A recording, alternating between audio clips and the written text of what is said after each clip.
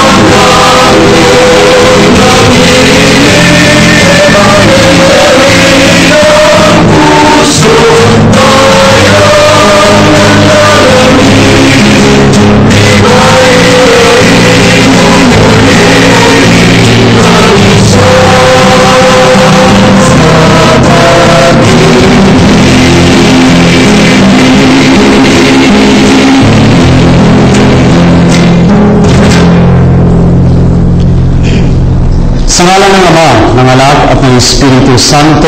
Amen. Sumainyo nawa ang kagandahang loob at kapayapaan ng Diyos Ama na siyang nagsugo sa kanyang bugtong anak na si Jesus upang ituro sa atin ang kahulugan ng krus at pagpapakasakit sa pamamagitan ng kanyang pagbabagong anyo.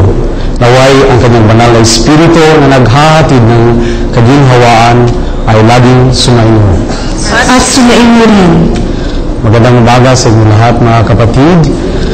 Magandang umaga, Father Oliver. Magandang umaga, Pilipinas. Binabati ko po ang ating mga manonood na nakikisa sa ating ngayon, lalong-lalo na ang mga may sakit, mga may kapansanan. Binabati ko rin po ang Visayas at Mindanao, mayong buntag kaming tanan. Welcome to our Eucharistic celebration dito po sa PTV4. Ang banal na Eucharistia ay sakramento ng ating pagbabagong anyo. Sa ating pagdiriwang sa pagkamatay at muling pagkabuhay ng ating Panginoong Hesukristo, tayo rin po ay inaanyayahang mamamatay sa ating sarili, sa ating makasalanang sarili at mabuhay muli sa kabutihan. Suriin natin ang ating mga sarili upang tayo maging karapat-dapat makibahagi sa pigilan na ito.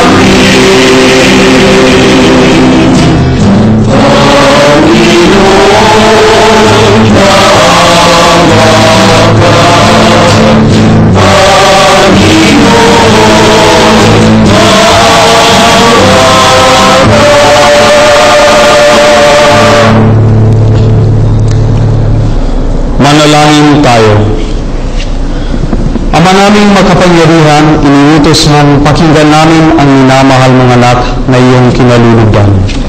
Kami naway makapakinabang sa tao mag-Japroms, no? Japroms. Ibig sabihin, nag-ibang anyo. Nag-iba ang form.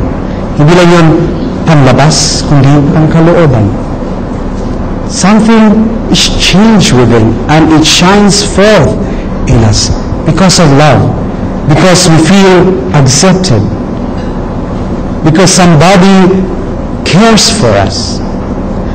Nung nag-mission ako sa Germany, may matandang nagkwento sa akin kasi maraming mga old folks home there. Sabi niya, ako, I'm a widower, and nalulung ako sa bisyo, no? Parang patay na ako, no? So, inuman, parang walang buhay. Then, someday, ay masus ang kordero ng Diyos na nagbabagong anyo upang ipagkaloob sa atin ang lakas loob at pag-asa. Mapapalad tayong lahat na inaanyayahan sa kanyang pigilan. Panginoon, hindi ako karapat-dapat na magpatuloy sa iyo, ngunit sa isang salita mo lamang ay gagaling na ako.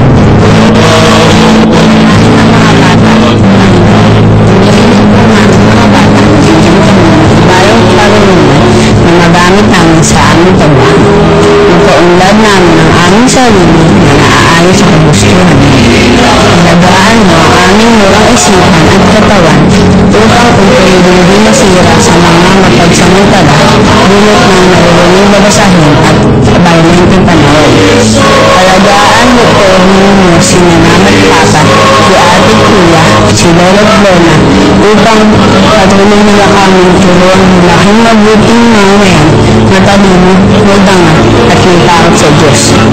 At Panginoon, sana po magkasundo-sundo na ang bawat bansa. Wala nang biglaan.